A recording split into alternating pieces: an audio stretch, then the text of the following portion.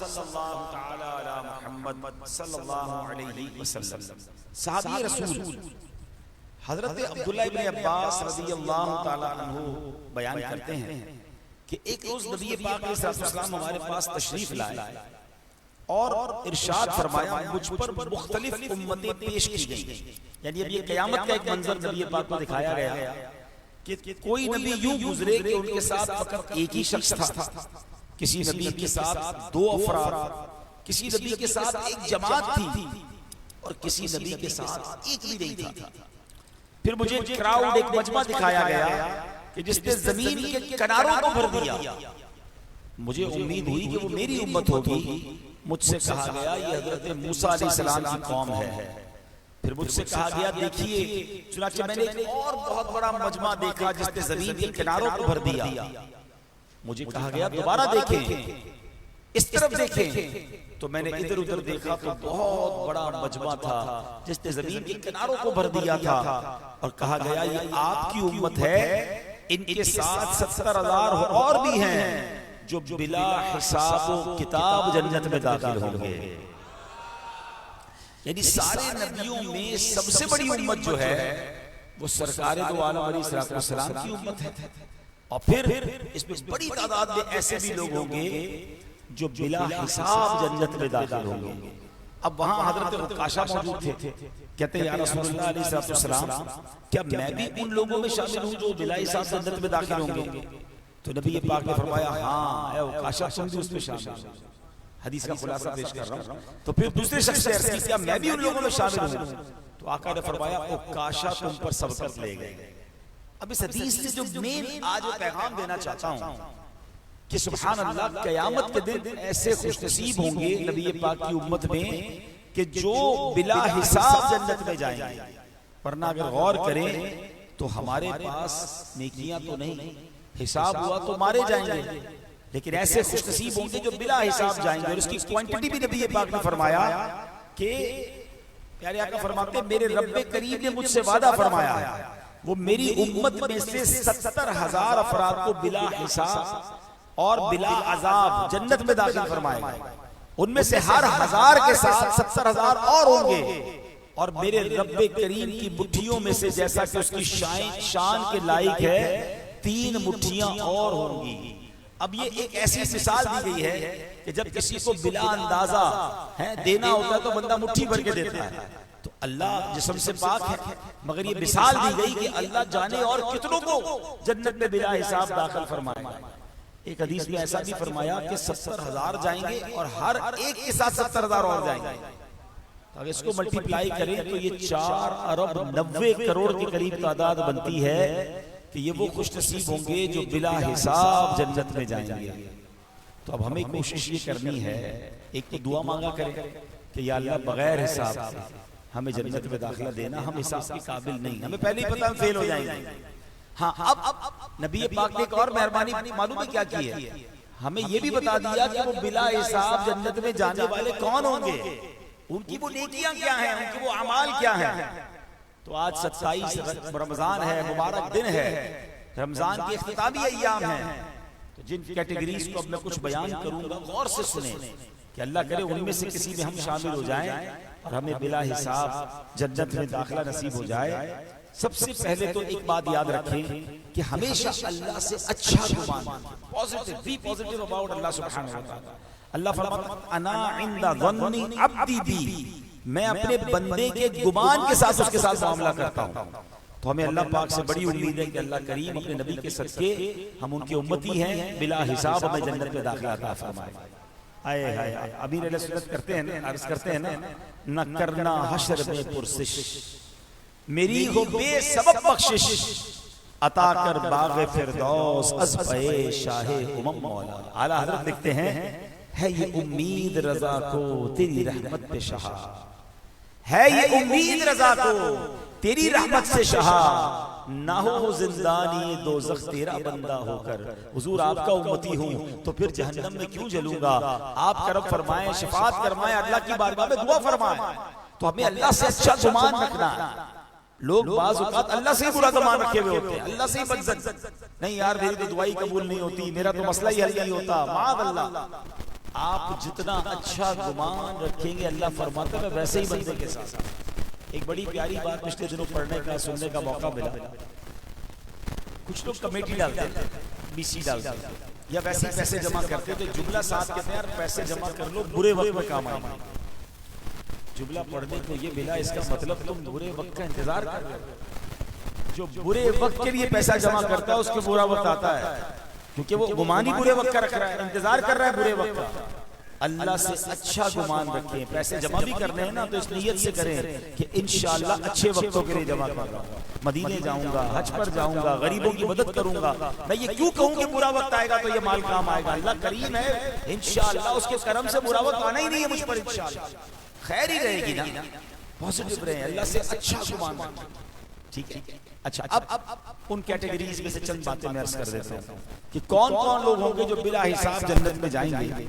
एक हदीस पाक है, जब अहले महशर खुले मैदान में जमा होंगे, हदीस का खुलासा है, तो एक ऐलान करने वाला कहेगा कि अल्लाह की पहचान रखने वाले कहाँ हैं, अल्लाह की मारिफत रखने वाले कहाँ हैं, भलाई करने वाले कहाँ हैं।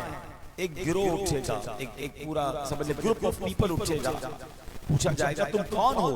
तो अर्ज करेंगे हम या अल्लाह तेरी मारिफत रखने वाले, जिन्हें तूने अपनी मारिफत अता फरमाई, इस काबिल बनाया।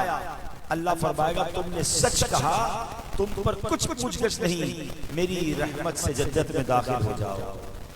आका ने फरमाया रब्बे करीम इन्हें बरोज़े क़यामत की हौलनाकियों से महफूज रखे। अब पहली कैटेगरी कौन सी है?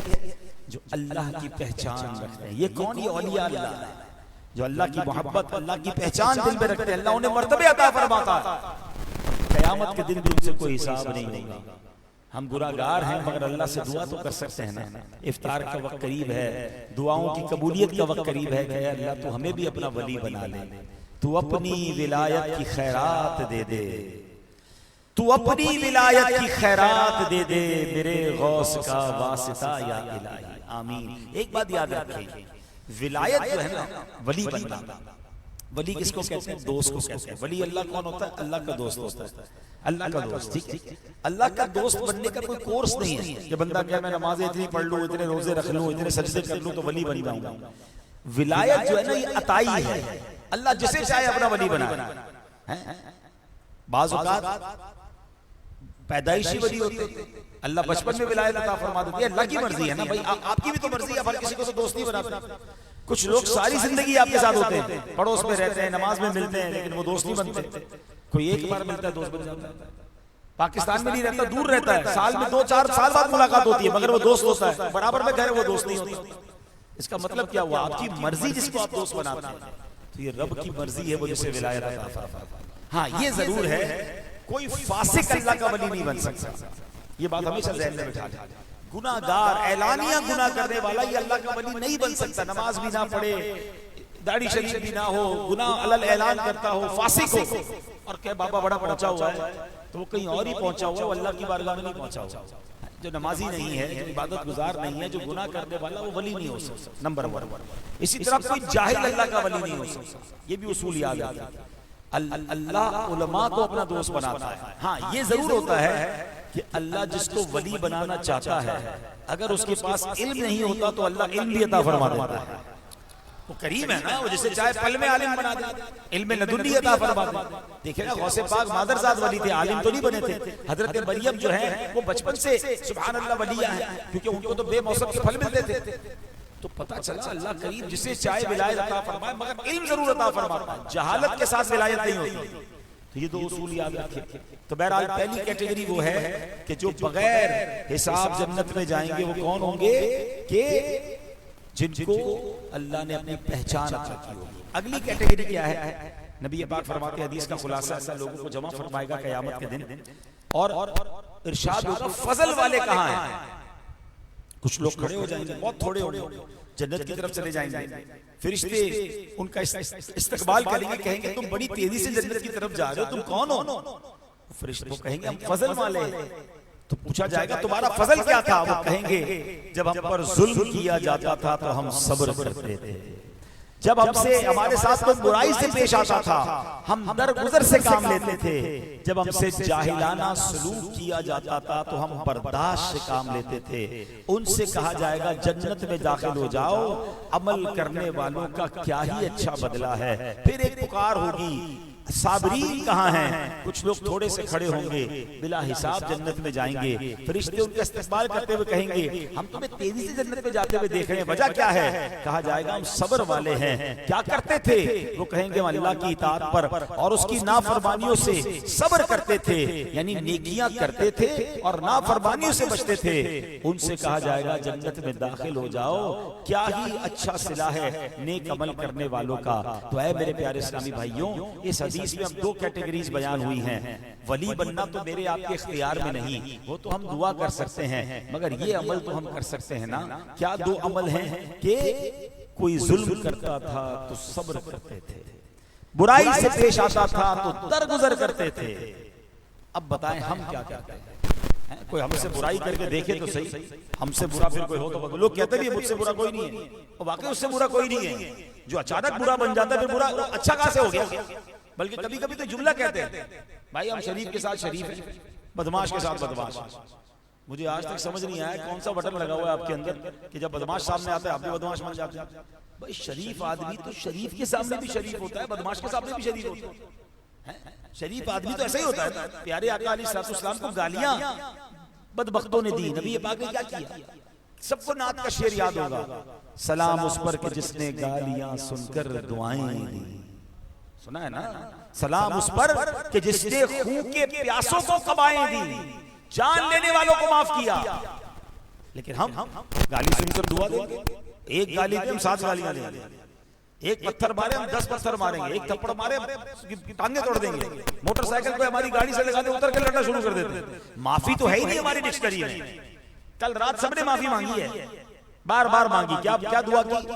अल्लाहुम्मा इन्नका अफ़्वुन तुहिब्बुल अफ़्व फ़अफ़ु अन्नी। ऐ अल्लाह तू माफ करने वाला, माफी को पसंद करता है, मुझे भी माफ कर दे। ऐसा ही है ना?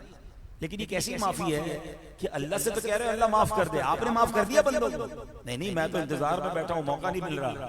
हाँ बस थोड़ा सा हाथ में आ जाए फिर बताऊंगा मैं कौन हूँ। उसने मुझे फला वक्त जलील किया था ना, बस मौका मिले सबके सामने जलील करूंगा। उसकी घर में एक शादी आने वाली है, मुझे उसकी शादी खराब करनी है।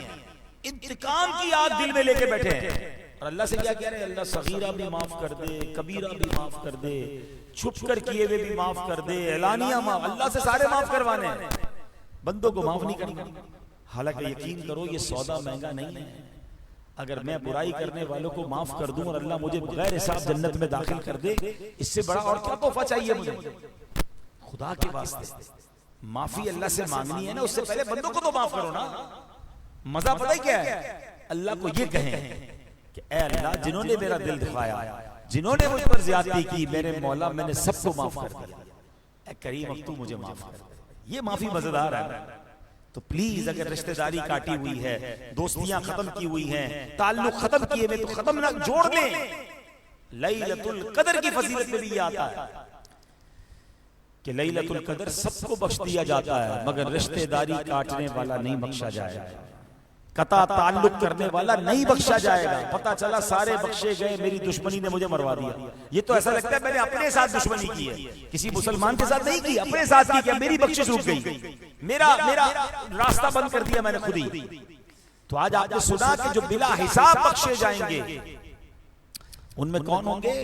फरिश्तों ने पूछा काम क्या करते थे, ऐसा क्या अमल था? तो कहते हम दरगुजर से काम लेते थे, जब जाहिलाना शुरू किया जाता था हम बर्दाश्त करते थे, जुल्म किया जाता था तो सब्र करते थे। क्या हम नहीं कर सकते?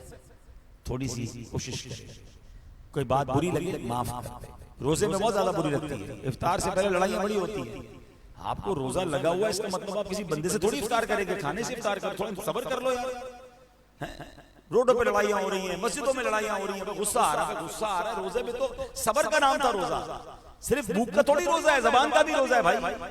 हदीस पाक का खुलासा है कि जो अपनी जबान को रोजे में बुराई से ना रोके, अल्लाह को उसकी भूखा प्यासा रहने की हाजत नहीं है। मजेदार रोजा तो ये कि बदन भी रोजा रखे ना, मेरे हाथ भी रोजा रखे, मेरी जबान भी रोजा रखे, मेरी आंख भी रोजा रखे, मेरे कान भी रोजा रखे। आंख हराम देख रही है, कान हराम म्यूजिक सुन रहे हैं, जबान लोगों के दिल तोड़ रही है, और जनाब रोजे से, ये कौन सा रोजा है भाई? गीबतें भी हो रही है। एक बार नबी पाक अलैहिस्सलाम की बारगाह में दो खवातीन का मामला लाया गया, क्या हुजूर उनको रोजा रखा है उन्होंने, उनसे रोजा पूरा नहीं हो रहा है, प्यास बर्दाश्त नहीं हो रही है, भूख बर्दाश्त नहीं हो रही, मर जाएंगे वो, आप इजाजत दें वो रोजा तोड़ ले, इफ्तार कर ले पहले। प्यारे आका ने फरमाया कि हदीस का खुलासा, प्याला ले जाओ और कहो जो पहले खाया था ना वो क्या कहे। उन दोनों औरतों ने जब क्या किया तो उस पे खून के लोथड़े निकले, खून निकला। तो अब नबी पाक को बताया गया कि उसमें तो खून निकला है। फरमाया ये वो गीबत है जो उन्होंने की थी। रोजा अल्लाह की हलाल करदा चीजों से उन्होंने सहरी की और अल्लाह की हराम करदा चीजों से इफ्तार कर लिया। अब रोजे में गीबत हो रही है, बैठे कोई काम नहीं है, औरतें वो औरतें घर में बैठी गीबत कर रही हैं, ये कैसा रोजा है? सब्र करें तो इंशाअल्लाह बिला हिसाब जन्नत में दाखिला। खुदा की कसम, सारी दुनिया की दौलत एक तरफ, दुनिया की हर नेमत एक तरफ, अगर मुझे बिला हिसाब जन्नत में दाखिला मिल जाए ना, ये इससे बढ़कर क्या नेमत होगी? मैं तो हिसाब देने के काबिल ही नहीं। तो काश ये बात समझ आ जाए। एक और कैटेगरी हदीस में बयान होती है कि नबी पाक ने सामने फरमाया क़यामत के दिन, हदीस का खुलासा है, ऐलान होगा क़यामत के दिन, अल्लाह करीम की खातिर एक दूसरे से मोहब्बत करने वाले कहाँ हैं? थोड़े से लोग खड़े होंगे, तेजी से जन्नत की तरफ जाएंगे, फरिश्ते उनका इस्तकबाल करते हुए कहेंगे, बड़ी तेजी से जन्नत की तरफ जा रहे हो, तो कहेंगे कि हम अल्लाह की रिजा के लिए एक दूसरे से मोहब्बत करते थे। फरिश्ते कहेंगे तुम्हारी एक दूसरे से मोहब्बत कैसी थी? तो वो कहेंगे कि हम एक दूसरे से अल्लाह पाक ही के लिए मोहब्बत करते थे, उसकी खातिर मुलाकात करते थे, एक दूसरे से नरमी से पेश आते थे, एक दूसरे पर खर्च करते थे। फरिश्ते कहेंगे जन्नत में दाखिल हो जाओ, क्या ही अच्छा सिला है अमल करने वालों के लिए। अब गौर करें, इनका अमल क्या था? एक दूसरे से मोहब्बत करनी है अल्लाह की रिजा के लिए। मुसलमानों में रमजान में ये मंजर बड़ा देखने को मिल रहा है। मैं भी एक जगह इफ्तार का इंतजाम था, रोड पर मुझे बुलाया था दुआ के लिए। नौजवान लड़के हैं माशाल्लाह, बिजनेसमैन हैं, और वो रोजाना फुटपाथ पर सैकड़ों हजारों लोगों को खाना खिलाते हैं, बड़ा शानदार अंदाज से पका के खिलाते हैं। और ये पूरे कराची, पूरे पाकिस्तान में मंजर नजर आ रहा है। क्यों खिला रहे हैं भाई? अल्लाह की रिजा, रिश्तेदार नहीं, इसमें दिखावा ना हो, अल्लाह की रिजा हो, ये जन्नत में जाने वाला काम है। हम मस्जिद में एक दूसरे से क्यों मिलते हैं? प्यार से, अल्लाह की रिजा के लिए। अपना कोई मकसद तो नहीं। इस तरह के इज्तिमात में क्यों आए हैं? एक दूसरे से मिलने तो नहीं आए, एक दूसरे की रिश्तेदारी में नहीं है, अल्लाह की रिजा के लिए। तो ये वो काम है कि जो अल्लाह की रिजा के लिए मुसलमानों से मोहब्बत रखते हैं, कोई और मकसद नहीं होता। इंशाअल्लाह उन्हें भी अल्लाह बिला हिसाब जन्नत में दाखिल फरमाए। तो ये कब मुमकिन होगा? कि जब मस्जिदों में आएंगे, नेक इज्तिमात में आएंगे। अब रमजान के बाद अगर भागने का प्लान है, एक तो ये बड़ा मसला है, जैसे ही चांद दिखता है मस्जिदें खाली हो जाती हैं, मुसलमान कहां जाते हैं समझ नहीं आती। हालांकि सिर्फ क्या रमजान में नमाज फर्ज है? हमें पूरा साल नमाज पढ़नी है, पूरा साल रब की इबादत करनी है। हमें तो नहीं मालूम कि रमजान अगला मिलेगा भी कि नहीं। तो रमजान में तो तौबा करके अपने आप को इतना स्ट्रॉन्ग करे ना कि रमजान चला जाए मगर मैंने अल्लाह के घर से नहीं जाना। एक आज टारगेट लेके जाइएगा कि ईद के पहले 3 दिन जो है ना, वो शैतान ने पूरा जोर लगाना है आपके ऊपर कि मस्जिद नहीं आना, नमाज नहीं पढ़ने देगा, गुनाहों में लगा देगा। आपने शैतान से हारना नहीं। मर्द हो तो मर्द बनो ना कि यार अब शैतान बंदे तो मैं अल्लाह का बंदा, और शैतान खुल गया तो मैं खत्म, भाग गया। नहीं, अब मर्द ये बनना है कि पहले ईद के 3 दिन एक भी नमाज कज़ा नहीं होगी इंशाअल्लाह। नियत कर ले पक्की। जिस तरह रमजान में मस्जिद में आते रहे ना, ईद में भी मस्जिद में आना है। शैतान नहीं आने देगा, बल्कि कुछ दोस्त भी होंगे तो शैतान वाला काम कर रहे होंगे। अरे भाई क्या हो गया, रमजान में पढ़ ली नमाज, ईद में भी नमाज पढ़ेगा। यही वो दोस्त है जो हमें बदलने नहीं देते। पहचान लो उन दोस्तों को कि ये दोस्त तुम्हें अल्लाह से दूर कर रहे हैं। दोस्त तो वो हो कि मैं मस्जिद में नजर ना हूं तो घर पे आ जाए कि हजरत आप मस्जिद में नजर नहीं आए हैं, मुझे लेकर आए। ऐसा दोस्त होना चाहिए। रिवायतों में आता है दोस्त वो होता है जिसे देखकर खुदा याद आ जाए। बताओ ना, कोई एक दोस्त है हमारा ऐसा जिसको देखकर अल्लाह याद आए? हमारे दोस्तों को ऐसे दोस्त बना उसको देख के सिनेमा याद आता है। जब जाओ कोई उल्टी बात उसके पास होती है, कोई नया ही फ्रॉड होता है उसके पास, कोई नई कहानी होती है और हमें मच्छा भी बड़ा लगता है। नहीं, दोस्त वो होता है जिसे देखकर खुदा याद आ जाए। रमजान में मैं कई बार सोचता रहता हूँ, ये नौजवान है यहाँ भी एहतिकाफ में भी बैठे होंगे ना लोग, एहतिकाफ में बैठे, माशाअल्लाह आपका एहतिकाफ कबूल फरमाए। एहतिकाफ में बैठेंगे, ताक रातों में आएंगे, रो रो के दुआएं करेंगे, तौबा करेंगे, चांद नजर आएगा तो भाग जाएंगे। ये समझ नहीं आता होता क्या है। मैं बहुत सोचता हूँ क्यों होता है, तो इसकी कोई वजह है, और इसकी बड़ी वजह पता है क्या है? हम तौबा वाकई सच्चे होते हैं, तौबा में नीयत में सच्चे होते हैं, मगर हमने दोस्त वही रखे हुए हैं जो हमें नेक नहीं बनने देते। अगर वाकई बदलना है ना, वाकई नेक बनना है, अगर दिल से इरादा है कि मैं अल्लाह का नाफरमान नहीं रहना चाहता, मैं नमाजी रहूं, मैं जन्नत में जाऊं, अल्लाह मुझसे राजी हो, मुझसे हिसाब ना लिया जाए, तो आपको बुरे दोस्त छोड़ने होंगे। अगर रमजान के बाद वहीं जाना है, शराबियों के साथ बैठकर आप नमाजी नहीं बन सकते, जुआरियों के साथ बैठकर आप अल्लाह के पसंदीदा नहीं बन सकते, बेहयाई और बदकारी की बातें करने वालों के साथ आप कैसे नेक बनेंगे? अच्छे की सोबत तुझे अच्छा बना देगी, बुरे की सोबत तुझे बुरा बना देगी। अब तय कर लो, अगर तौबा की है, इतने दिन दिए हैं, इतनी इबादत की है, इसको बाकी रखना है, तो उनसे दोस्ती करो जो नमाजी हैं, जो सुन्नतों के पाबंद हैं, जो आशिक रसूल हैं। और आज के दौर में ऐसे दोस्त तलाश करना हो तो दावत इस्लामी का माहौल है, इस माहौल से वाबस्ता हो जाए, इज्तिमात में इसके रमजान के बाद भी आते रहें, मदनी चैनल देखते रहें, काफिलों में सफर करें, तो इंशाअल्लाह दिल की दुनिया बदल जाएगी। करोड़ों की बदली है, हमारी भी बदल जाएगी। अल्लाह हम सबको अमल करने की तौफीक अता फरमाए। आज एक बार फिर मस्जिद अल खैर में आने का मौका मिला। इस मस्जिद से मेरी बड़ी यादें वाबस्ता है।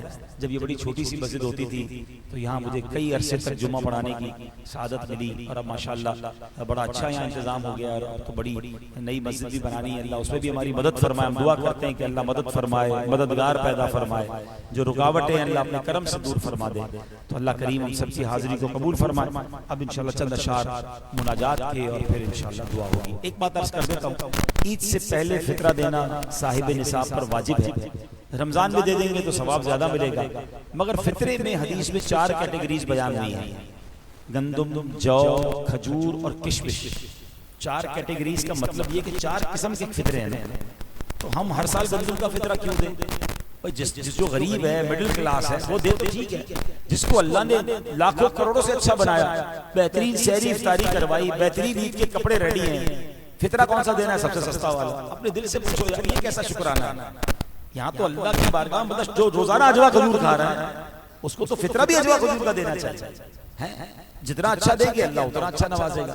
तो अपने फितरे में भी अपनी दावत इस्लामी को याद रखें, तो इंशाअल्लाह उम्मीद इस्लामी भाई मौजूद होंगे, और उसकी कैटेगरीज, उसके रेट मालूम करें, और देखें कि जैसे मेरी हैसियत, मेरे बच्चों को अल्लाह ने बहुत सारी फैमिली से अच्छा रखा है, जिनको अच्छा रखा है तो उनको बेहतरीन फितरा देना ही चाहिए। अल्लाह पाक अमल करने की तौफीक अता फरमाए। सल्लू अलल हबीब सल्लल्लाहु अलैहि वसल्लम।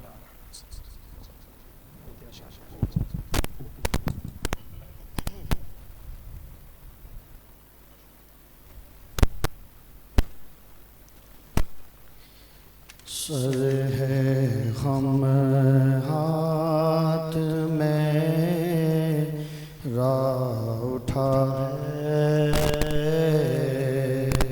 या खुदा तुझसे मेरी दुआ है, फजल की रहम की इल्तिजा है, खुदा तुझसे मेरी दुआ है, या खुदा मांग रमज़ान के सदक़े, सच्ची तौबा की तौफ़ीक़ दे, बन जा ऊंची चाहता है, या खुदा तुझसे मेरी दुआ है, हूँ बज़ाए बड़ा नेक सूरत, कर दे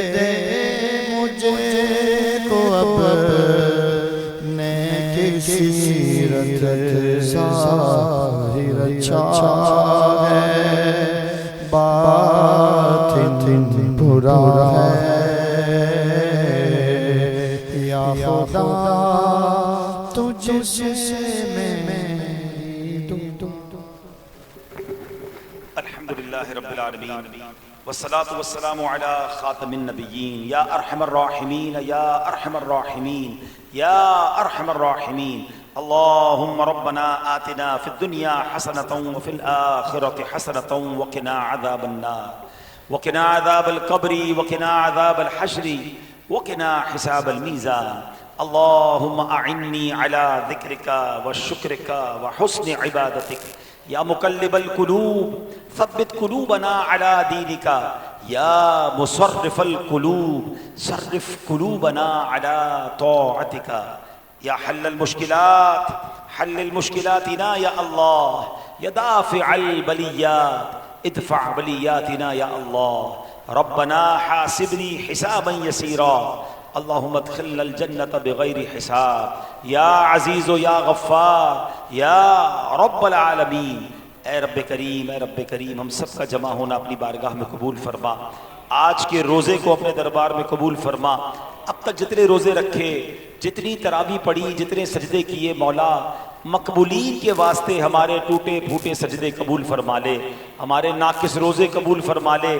अल्लाह करोड़ों बख्शे जा चुके होंगे, उन बख्शे जाने वालों में हमारा नाम भी तहरीर फरमा दे। अल्लाह हमारे माँ बाप की बख्शिश फरमा, हमारे भाई बहनों को बख्श दे, हमारे बीवी बच्चों को बख्श दे। अल्लाह हमारे मरहूमीन की मग़फ़िरत फरमा, हमसे मोहब्बत करने वालों को बख्श दे। नबी पाक अलैहिस्सलातु वस्सलाम की सारी उम्मत की बख्शिश फरमा।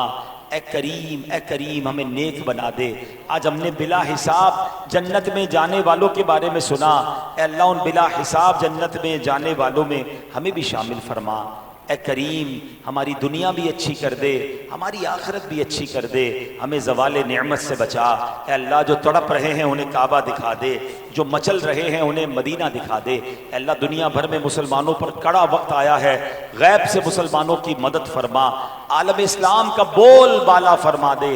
ए अल्लाह दुश्मनान इस्लाम को नेस्तो नाबूद फरमा। अल्लाह इस मस्जिद को शादो आबाद फरमा, इसको आबाद करने वालों के घरों को आबाद फरमा। ए परवरदिगार जितने बीमार हैं उन्हें शिफा अता फरमा, कर्जदारों के कर्जे उतर जाएं, बे औलादों को नेक और सालेह औलाद अता फरमा, रूठों को मना दे, बिछड़ों को मिला दे। ए करीम जितने हाथ उठे हैं तू सबके नाम भी जानता है, सबके काम भी जानता है। अल्लाह सबकी झोलियां भर दे।